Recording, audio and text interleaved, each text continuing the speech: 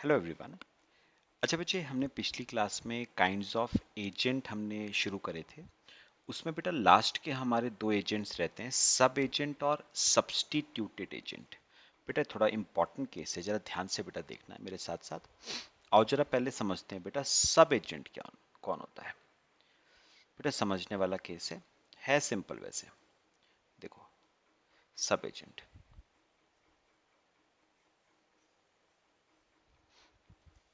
सब एजेंट बेटा, अगर मैं सब एजेंट को ना सिंपल वर्ड्स में बेटा डिफाइन करूं तो सब एजेंट कौन होता है? एजेंट बेटा का एजेंट। तो बेसिकली सब एजेंट कौन है? जो ओरिजिनल एजेंट है ना बेटा, ओरिजिनली जिसको आपने अपॉइंट किया था, ठीक है, उसने फर्दर आगे बेटा किसी को अपॉइंट किया है।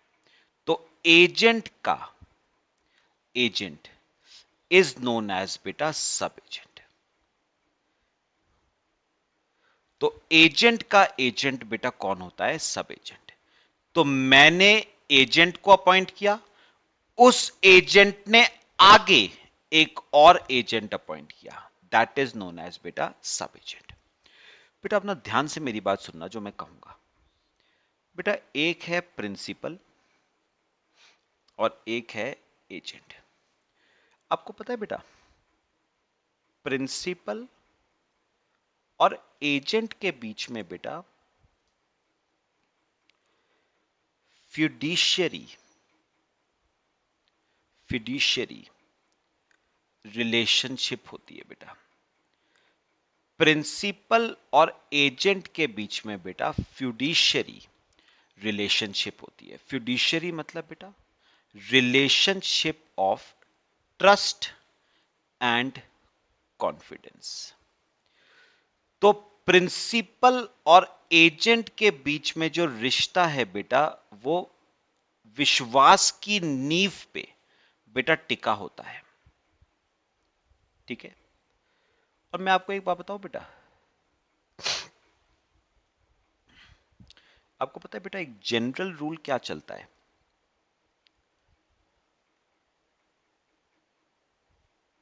जनरल रूल बेटा, जनरल रूल ये चलता है कि अ डेलीगेटी अ डेलीगेटी कैन नॉट फर्दर डेलीगेट। लिखो बेटा, अ डेलीगेटी कैन नॉट फर्दर डेलीगेट। बेटा इसके साथ एक लैटिन वर्ड भी रिलेटेड है, delegates. Delegates non पोटेस्ट डेलीगियर।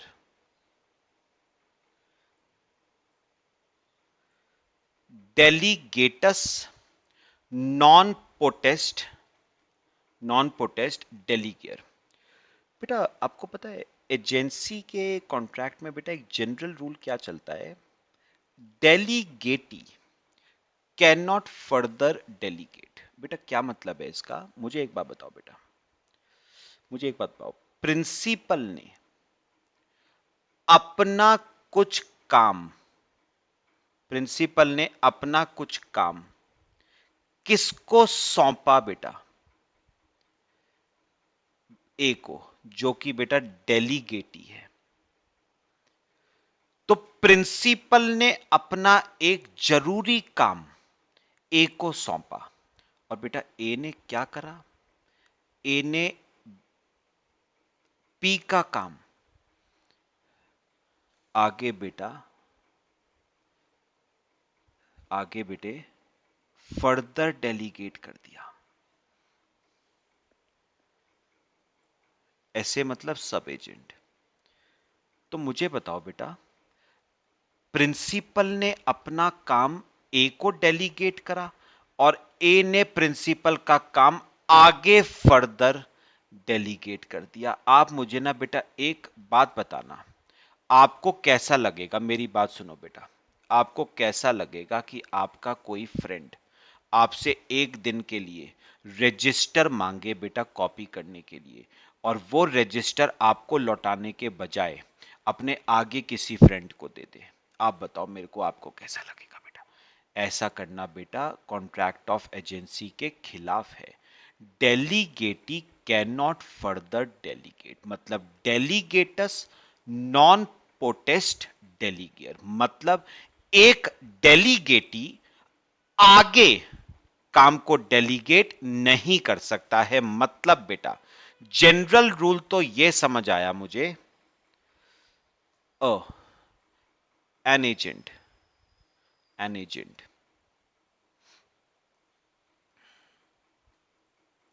N agent can not appoint a sub agent. मतलब जनरल रूल तो बेटा मेरे को यह समझ आया, एजेंट बेटा सब एजेंट को अपॉइंट नहीं कर सकता, क्योंकि एक डेलीगेटी आगे काम को डेलीगेट नहीं कर सकता है बेटा, क्योंकि एजेंसी का जो कॉन्ट्रैक्ट है वो विश्वास पे टिका हुआ है बेटा। विश्वास इस बात का कि आप मेरे काम को ऐसे ट्रीट करोगे जैसे आपका खुद का काम है, और आप उस काम को खुद करने के बजाय आप आगे किसी को सौंप दो, तो बेटा ये फिड्यूशियरी रिलेशनशिप के खिलाफ है मेरा बेटा।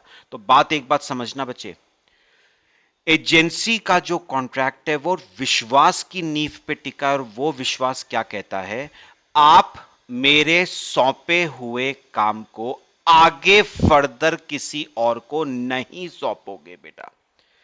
ये बेटा जनरल रूल है जो आपका चलता है कि एजेंट बेटा एक सब एजेंट को अपॉइंट नहीं कर सकता है। जनरल रूल तो ये है, आप अपने को दिए हुए काम को आगे डेलीगेट नहीं कर सकते हो। बात बताओ समझ आई बेटा?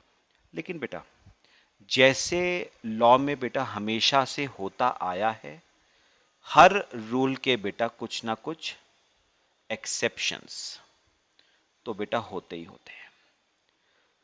लॉ में बिना एक्सेप्शंस के तो बेटा लॉ कंप्लीट ही नहीं है ना। पहला पहला एक्सेप्शन है नेचर ऑफ कॉन्ट्रैक्ट। बेटा हो सकता है प्रिंसिपल ने एजेंट को यह अथॉरिटी ही दे दी हो कि ठीक है, तुझे अगर इस काम को पूरा करने के लिए कोई सब एजेंट हायर करना पड़े तो तू कर सकता है। मतलब प्रिंसिपल और एजेंट के बीच का जो कॉन्ट्रैक्ट था वो कॉन्ट्रैक्ट ही कहता है कि अगर एजेंट सब एजेंट को अपॉइंट करना चाहे तो वो अपॉइंट कर सकता है। अब अपने आप बताओ बेटा, प्रिंसिपल ने ही अगर एजेंट को अथॉरिटी दे दी है कि वो सब एजेंट अपॉइंट कर सकता है, फिर बेटा सब एजेंट का अपॉइंटमेंट लॉफुल होगा। ठीक है? अच्छा, second, custom of trade. Custom of trade, कई बार बेटा आपका ना जो कई बार आपका जो बिजनेस होता है ना, वो बेटा बिजनेस ही कुछ ऐसा होता है जहां पर बिना एजेंट अपॉइंट करे, बिना सब एजेंट अपॉइंट करे बेटा काम ही नहीं चल सकता। तो कई बार कस्टम ऑफ ट्रेड की वजह से एजेंट को अपॉइंट करना पड़ता है, क्या, सब एजेंट। तो अगर आपका बिजनेस ऐसा है, पता है एक ट्रेड होता है बेटा, वहां पर रिवाज ही ऐसा चलता है कि आपको अपॉइंट करना पड़ेगा, एक एजेंट आपको अपॉइंट करना पड़ेगा, तो बेटा उस केस में एजेंट सब एजेंट को अपॉइंट कर सकता है। और तीसरी बार बेटा, बेटा कई बार ना अनफॉर्सीन कंटिंजेंसीज की वजह से भी एजेंट को सब एजेंट अपॉइंट करना पड़ता है। जैसे बेटा एग्जाम्पल के तौर पे मैंने एक एजेंट अपॉइंट किया था बेटा, जिसका एक्सीडेंट में बेटा पूरे तरीके से हैंडीकैप्ड हो गया है। अब बताओ, एजेंट हैंडीकैप्ड हो गया तो क्या वो आगे कोई सब एजेंट अपॉइंट कर सकता है? बेटा वो अपॉइंट कर सकता है। ब्लाइंड हो गया है, अपॉइंट कर सकता है। तो कोई ऐसी विपदा आन पड़ी है जिसकी वजह से एजेंट को सब एजेंट अपॉइंट करना पड़ रहा है। और बेटा इन तीन केसेस में ना सब एजेंट का अपॉइंटमेंट लॉफुल माना जाएगा बेटा। सब एजेंट का अपॉइंटमेंट लॉफुल माना जाएगा।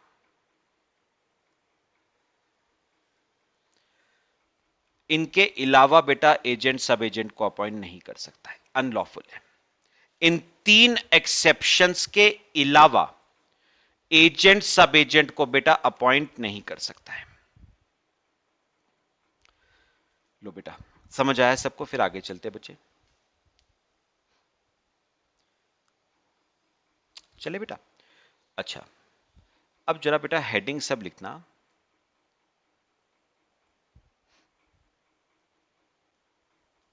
सब एजेंट, ध्यान से बेटा, जरा मेरे को कुछ बातें आपसे करनी है बेटा। अब जैसे मैंने ऊपर आपको बताया कि अगर तो एक्सेप्शंस, सुनो बेटा, अगर तो एक्सेप्शंस बेटा, अगर तो आप एक्सेप्शंस में कवर होते हो, अगर तो बेटा आप एक्सेप्शंस में कवर होते हो, तो बेटा आप सब एजेंट अपॉइंट कर सकते हो, लॉफुल है ना। अगर इफ कवर्ड इन एक्सेप्शंस तो सब एजेंट का अपॉइंटमेंट इज लॉफुल। लेकिन बेटा अगर आप एक्सेप्शंस में कवर नहीं होते हो तो एजेंट बेटा सब एजेंट को अपॉइंट नहीं कर सकता है, वो अनलॉफुल होता है बेटा। तो बेटा इसे हमने ना लॉ की लैंग्वेज में लॉफुल और अनलॉफुल को अलग अलग नाम दिए हैं। हमने लॉफुल को कहा है प्रॉपरली अपॉइंटेड। प्रॉपरली अपॉइंटेड मतलब लॉफुल, मतलब एक्सेप्शन में कवर्ड है। भाई एक्सेप्शन में कवर होगा तभी तो प्रॉपरली अपॉइंटेड है, और अगर एक्सेप्शन में कवर्ड नहीं है तो अनलॉफुल है, इम्प्रॉपरली अपॉइंटेड।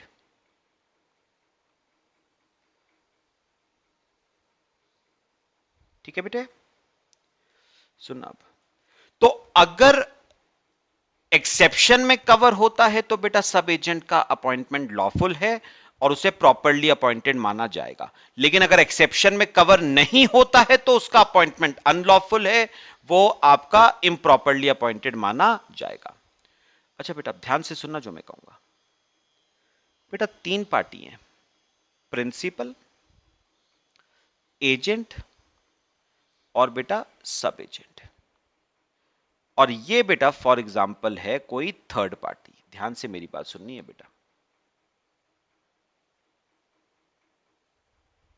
ये आपकी है थर्ड पार्टी। बेटा आप सुनो सुनो, अब आपको अच्छी तरह पता है बेटा प्रिंसिपल को कौन अपॉइंट करता है बेटा? प्रिंसिपल किसको अपॉइंट करता है? एजेंट। अच्छा, एजेंट फर्दर आगे किसको अपॉइंट करता है बेटा? सब एजेंट को। तो मेरी बात सुनना ध्यान से जो मैं कहूंगा। प्रिंसिपल ने अपॉइंट करा एजेंट, एजेंट ने आगे अपॉइंट करा सब एजेंट। ठीक है, और सब एजेंट का अपॉइंटमेंट क्या है बेटा? लॉफुल। ध्यान से सुनना बेटा, अब कुछ बातें करूंगा बेटा, एक बात याद रखना। सुनो, अगर अगर एजेंट सब एजेंट को अपॉइंट करता है और सब एजेंट का अपॉइंटमेंट लॉफुल है, तो बेटा उस सब एजेंट को ना, या मैं थोड़ा सा ऐसे बोलूं, अगर प्रिंसिपल ने अपॉइंट करा है एजेंट को और एजेंट ने अपॉइंट करा है सब एजेंट को और सब एजेंट का अपॉइंटमेंट क्या है? लॉफुल, तो बेटा एक बात याद रख लेना, सब एजेंट के एक्ट्स के लिए, सब एजेंट के एक्ट्स के लिए एजेंट तो रिस्पॉन्सिबल होगा ही होगा। क्यों?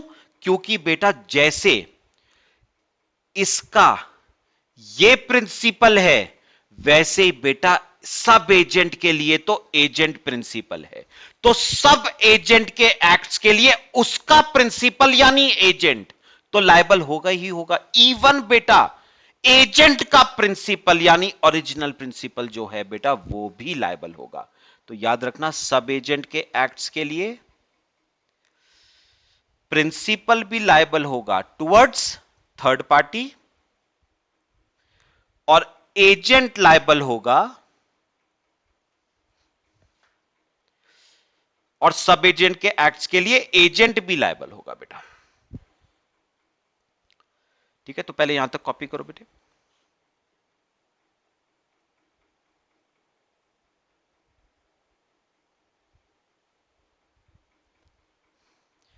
तो बेटा मुझे ना अभी एक बात क्या समझ आई, जैसे एजेंट ए के लिए पी प्रिंसिपल है, वैसे बेटा सब एजेंट के लिए एजेंट प्रिंसिपल है, तो सब एजेंट अपने प्रिंसिपल के प्रति तो लायबल हो गई होगा, मतलब एजेंट के प्रति, और सब एजेंट ओरिजिनल जो प्रिंसिपल है बेटा उसके प्रति भी लायबल होगा, क्योंकि उसका अपॉइंटमेंट क्या है, लॉफुल है। लॉ कहता है कि एजेंट बेटा सब एजेंट को अपॉइंट कर सकता है, डेलीगेटी कैन फर्दर डेलीगेट, तो बेटा सब एजेंट के एक्ट्स के लिए उसका प्रिंसिपल यानी एजेंट तो लायबल होगा ही होगा, इवन एजेंट का प्रिंसिपल भी क्या होगा, लायबल होगा बेटा। ठीक है, कॉपी करो यहां तक। तो बेटा मैंने पहली बात क्या कही, principal liable for acts of sub agent, ठीक है, towards third parties, and agent liable for acts of sub agent. और एजेंट भी बेटा किसके एक्ट्स के लिए लायबल होगा, सब एजेंट के एक्ट्स के लिए लायबल होगा, लेकिन बेटा सब एजेंट लिखना बेटा, सब एजेंट प्रिंसिपल को आंसरेबल नहीं होता है बेटा।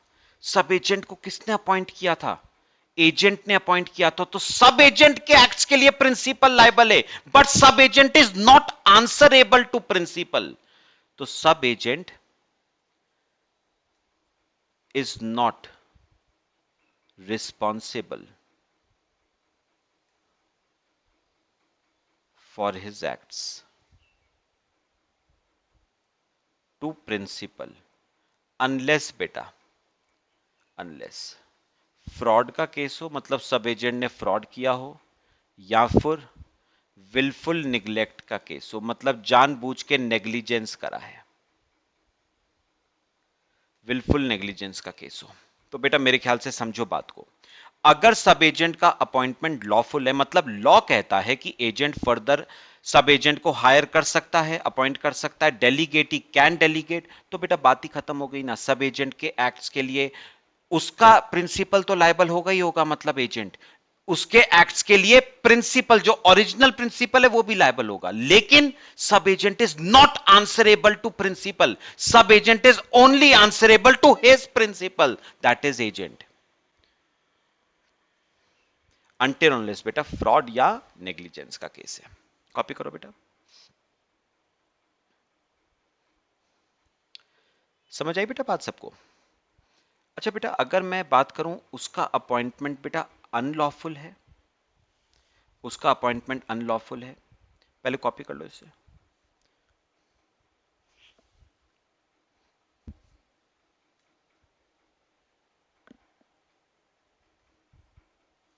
तो बेटा उस केस में मुझे एक बात समझ आती है, सब एजेंट का अपॉइंटमेंट बेटा अनलॉफुल है, मतलब एज पर लॉ एजेंट सब एजेंट को अपॉइंट नहीं कर सकता था, डेलीगेटी कैन नॉट डेलीगेट, तो उस केस में बेटा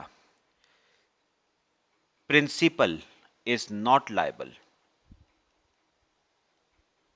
for acts of sub agent, principal बेटा सब एजेंट के एक्ट्स के लिए लायबल नहीं होगा, क्योंकि लॉ के हिसाब से आप सब एजेंट अपॉइंट कर ही नहीं सकते थे, आपने लॉ का उल्लंघन किया है, लॉ मना करता था कि आप सब एजेंट अपॉइंट नहीं कर सकते, आपने फिर भी करा, तो मैं सब एजेंट के एक्ट्स के लिए लायबल नहीं हूंगा। तो बेटा लॉ को किसने हाथ में लिया, एजेंट ने हाथ में लिया, तो agent will be liable for acts of sub agent, तो एजेंट सब एजेंट के एक्ट्स के लिए बेटा क्या होगा, लायबल होगा। कॉपी कर लो बेटा,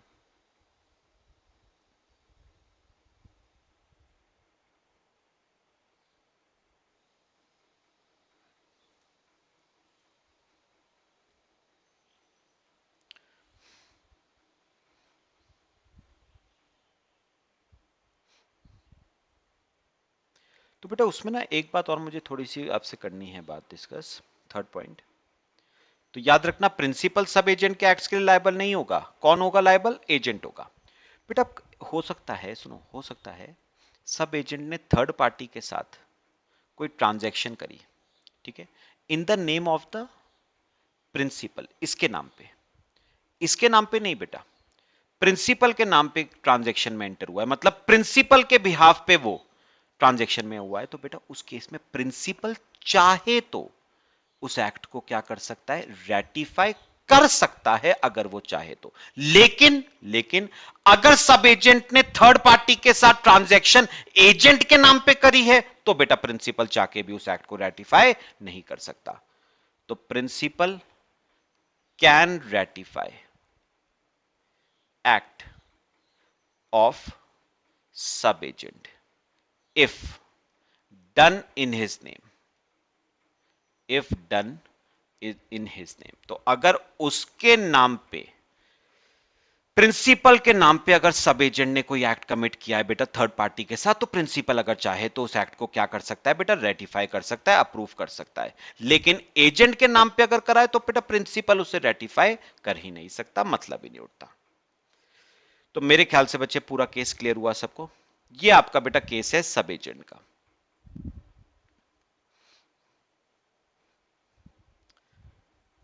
पक्का? चलो बेटा, अब आ जाते हैं सब्स्टिट्यूटेड एजेंट। देखो बेटा, substituted agent,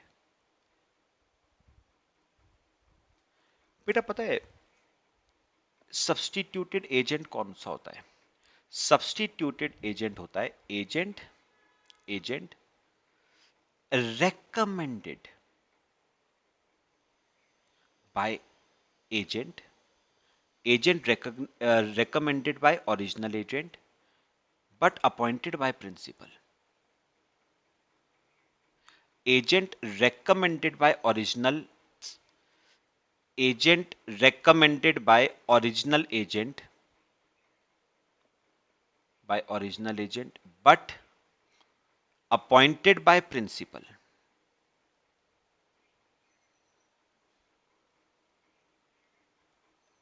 but appointed by principal। लिख लो बेटा, फिर आपको एग्जांपल देके समझाता हूं।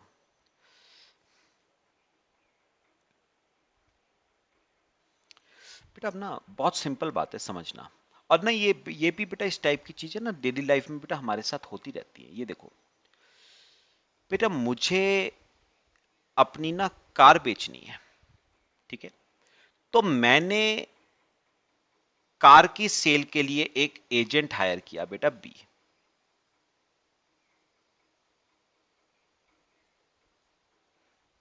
मैंने अपॉइंट करा एक एजेंट बी। अब बेटा हुआ क्या, जरा सुनना। अब हुआ क्या बेटा, कई बार ऐसी बातें होती है ना, मैंने बी से कहा यार तेरी जान पहचान में, मैंने बी को एजेंट अपॉइंट कराया अपना, मतलब सारा सेल सूल का काम सब बी करेगा। मैंने बी से पूछा कि यार तेरी जान पहचान में कोई ऑक्शनियर है क्या जो नीलामी वगैरह करवाता हो, ठीक है, अगर होगा ना तो बताइयो, ठीक है। बी ने कहा ठीक है। बी ने अपने दोस्तों वगैरह से, रिलेटिव से बात करी और उसे पता चला एक ऑक्शनियर है सी, बहुत अच्छा ऑक्शनियर है, रिलायबल है, ट्रस्टवर्दी है। बी को पता चला कि एक बहुत अच्छा ऑक्शनियर है जो ऑक्शंस कंडक्ट करवाता है। तो बेटा अब सुनो सुनो, अब बी क्या करेगा बेटा, बी ऑक्शनियर का नाम ना आगे किसको फॉरवर्ड कर देगा बेटा, वो इस ऑक्शनियर का नाम आगे फॉरवर्ड कर देगा बेटा ए को। वो कहेगा भाई मेरी जान पहचान में एक अच्छा ऑक्शनियर है सी, ये उसका फोन नंबर है, अब बात कर लो। तो बी ने ऑक्शनियर के बारे में बताओ किसको बता दिया, ये फर्स्ट पॉइंट हो गया, ये सेकंड पॉइंट हो गया। तो बी ने ऑक्शनियर के बारे में ए को बता दिया और ए ने बेटा ऑक्शनियर को क्या कर लिया, appoint for conducting auction of his car, for conducting auction of his car. तो कार का ऑक्शन करने के लिए बेटा उसने किसको अपॉइंट कर लिया? सी को। ठीक है, तो बेटा ये जो सी है ना, इसे बेटा हम क्या नाम दे रहे हैं यहां पर? Substituted agent. इसे हम नाम देते हैं बेटा सब्स्टिट्यूटेड एजेंट। तो अगर मैं आपसे पूछूं what is the basic difference between a sub agent and a substituted agent, तो बेटा बेसिक डिफरेंस पता है क्या है? जो सब एजेंट होता है ना बेटा, वो एजेंट का एजेंट होता है। एजेंट आगे जिस एजेंट को अपॉइंट करता है दैट इज सब एजेंट। लेकिन बेटा सब्स्टिट्यूटेड एजेंट एजेंट का एजेंट नहीं होता है। एजेंट उसको सिर्फ आइडेंटिफाई करता है, उसका नाम रेकमेंड करता है प्रिंसिपल को। उसको अपॉइंट करने का काम एजेंट का नहीं होता। अपॉइंट उसे सीधे कौन करता है बेटा? प्रिंसिपल अपॉइंट करता है। तो बेटा सब्स्टिट्यूटेड एजेंट प्रिंसिपल का एजेंट होता है, लेकिन सब एजेंट बेटा एजेंट का एजेंट होता है। पक्का बताओ, बात समझ आई बेटा? कॉपी कर लो बच्चे। तो बेटा उसमें ना लॉ ने एक बात और कही है, पहले लिख लो पहले इतना।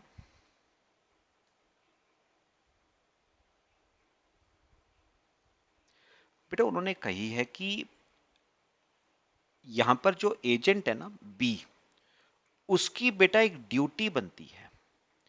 क्या ड्यूटी बनती है भाई? उसकी ये ड्यूटी बनती है कि किसी पर्सन ने उसके ऊपर विश्वास करके किसी ऑक्शनियर का नाम सजेस्ट करने को कहा है। तो मेरे को बताओ, ए ने बेटा बी के ऊपर विश्वास करा ना, और उससे कहा यार तेरी नॉलेज में अगर कोई अच्छा ऑक्शनियर होगा जो ऑक्शन कंडक्ट करवा सके मेरी कार का, तो बताइयो। तो मुझे बताओ, एक पर्सन ने विश्वास किया है दूसरे पर्सन के ऊपर, तो लॉ कहता है यहां पर बी की एक ड्यूटी बनती है। क्या? कि वो सब्स्टिट्यूटेड एजेंट को आइडेंटिफाई करते समय, वो सब्स्टिट्यूटेड एजेंट का नाम रेकमेंड करते समय, वो ऑर्डिनरी डिलीजेंस बढ़ते। क्या बढ़ते बेटा? Ordinary diligence. डिलीजेंस का मतलब पता है बेटा क्या होता है? केयर। वो ध्यान रखे कि भैया बंदा जो होना चाहिए ना ऑक्शनियर, वो ट्रस्ट वर्दी होना चाहिए, वो रिलायबल होना चाहिए। तो मेरी बात सुनो, लॉ क्या कहता है बेटा? लॉ कहता है कि ये जो एजेंट है इसकी ड्यूटी है। क्या ड्यूटी है बेटा? ध्यान से सुनो। इसकी ड्यूटी है कि ये सब्स्टिट्यूटेड एजेंट को आइडेंटिफाई करते समय, सब्स्टिट्यूटेड एजेंट को रेकमेंड करते समय एक प्रॉपर ध्यान रखे, डिलीजेंस बरते, as a man of ordinary prudence would exercise in his own case. मुझे बताओ, अगर आपकी खुद की कार बिक रही होती तो आप बहुत ध्यान से पूरी जांच पड़ताल करके आप ऑक्शनियर को सिलेक्ट नहीं करते? तो बेटा यहां पर भी ऑडिटर की वही ड्यूटी है कि वो ऑक्शनियर को सिलेक्ट करते समय प्रॉपर डिलीजेंस बरते, as a man of ordinary prudence would do in his own case. उसे प्रॉपर केयर एक्सरसाइज करनी है, उसे जांच पड़ताल करवानी है, नेग्लिजेंसी नहीं बरतनी है। बेटा अगर वो केयर एक्सरसाइज करता है ना, और बाद में ऑक्शनियर की वजह से ए को कोई नुकसान हो जाता है, तो उस नुकसान के लिए उसको लायबल ठहराया नहीं जाएगा बेटा। तो लॉ ने बहुत क्लियर यहां पर किया है, अगर एजेंट ऑक्शनियर को, सब्स्टिट्यूटेड एजेंट को सिलेक्ट करते समय प्रॉपर केयर एक्सरसाइज करता है, डिलीजेंस एक्सरसाइज करता है, as a man of ordinary prudence would do in his own case, तो उस केस में बेटा उसको नुकसान अगर कल को कोई होता है सब्स्टिट्यूटेड एजेंट की वजह से, तो उसको लायबल ठहराया नहीं जाएगा। किसको? बी को बेटा लायबल ठहराया नहीं जाएगा। मैं आपको बेटा एग्जांपल देके भी एक बता देता हूं।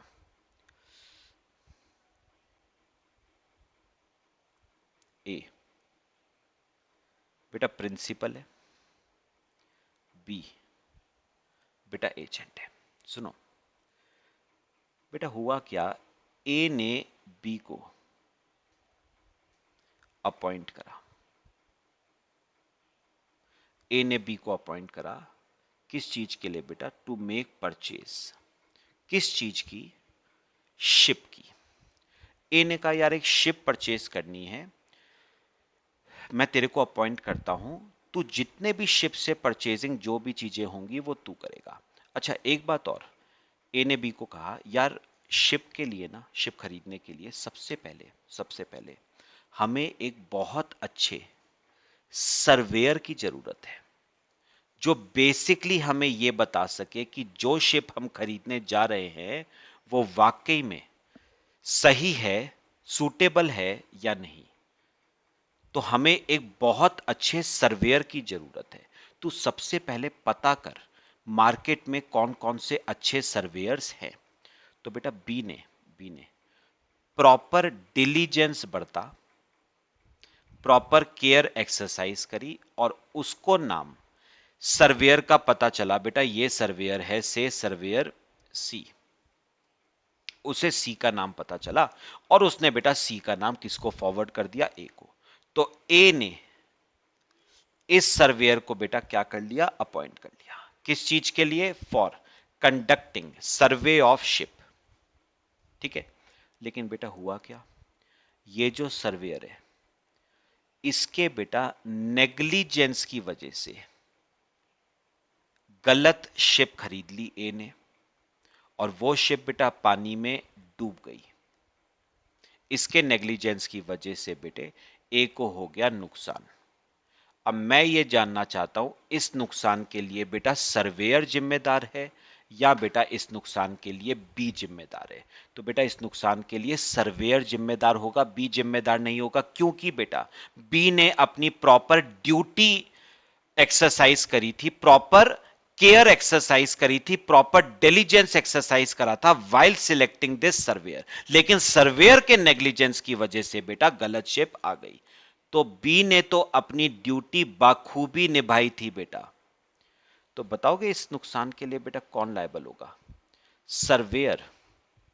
बचे इस नुकसान के लिए क्या माना जाएगा? लायबल माना जाएगा। सर्वेयर इस नुकसान के लिए बेटा क्या होगा? लायबल होगा।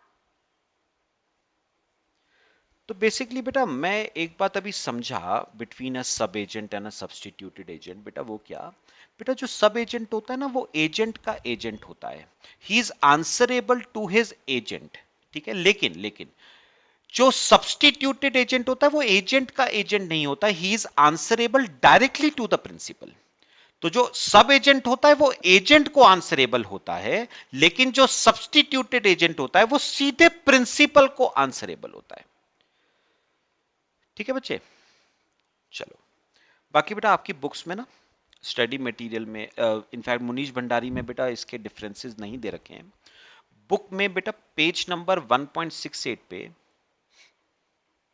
स्टडी मटेरियल के पेज 1.68 पे आपको बेटा सब एजेंट और सब्सटीट्यूटेड एजेंट के बीच में ना डिफरेंसेस का पूरा एक टेबल दे रखा है, वो बेटा पढ़ लेना एक बार। ठीक है, बाकी हमने ऑलमोस्ट बेटा सारे डिफरेंसेस हमने कवर कर लिए हैं इसी में। मतलब आपको समझ आ गया, डिफरेंसेस तो बेटा अपने आप बन जाएंगे। ठीक है बेटा, तो बेटा सब एजेंट और सब्सटीट्यूटेड एजेंट के बीच में अगर मैं ओरली आपसे डिफरेंसेस डिस्कस करूं तो बेटा मैंने बताया सब एजेंट तो एजेंट का एजेंट होता है, जबकि सब्सटीट्यूटेड एजेंट प्रिंसिपल का एजेंट होता है बेटा। सब एजेंट को बेटा वर्क अलॉट कौन करता है? एजेंट डेलीगेट करता है, लेकिन सब्सटीट्यूटेड एजेंट को वर्क डेलीगेट कौन करता है? बेटा प्रिंसिपल करता है। सब एजेंट को बेटा रेमुनरेशन कौन देगा? बेटा एजेंट देगा। सब्सटीट्यूटेड एजेंट को बेटा रेमुनरेशन कौन देगा? प्रिंसिपल देगा। बेटा याद रखना सब एजेंट के एक्ट्स के लिए, सब एजेंट के एक्ट्स के लिए एजेंट लायबल होगा, प्रिंसिपल भी लायबल होगा अगर लॉफुल है ना? और अगर अनलॉफुल है तो सब एजेंट के एक्ट्स के लिए एजेंट तो लायबल होगा लेकिन प्रिंसिपल लायबल नहीं होगा। लेकिन बेटा सब्सटीट्यूटेड एजेंट के एक्ट्स के लिए प्रिंसिपल ही लायबल होता है, एजेंट लायबल नहीं होता, क्योंकि एजेंट ने थोड़ी ना सब्सटीट्यूटेड एजेंट को अपॉइंट किया है। बात समझ आ रही है? तो इस तरह के काफी सारे डिफरेंसेस आप खुद बना पाओगे बेटे। मेरे ख्याल से बच्चे सब एजेंट सब्सटीट्यूटेड एजेंट का पूरा केस क्लियर हुआ। ठीक है बेटा, चलो बच्चे, बाकी हम नेक्स्ट क्लास में डिस्कस करते हैं। Till then thank you.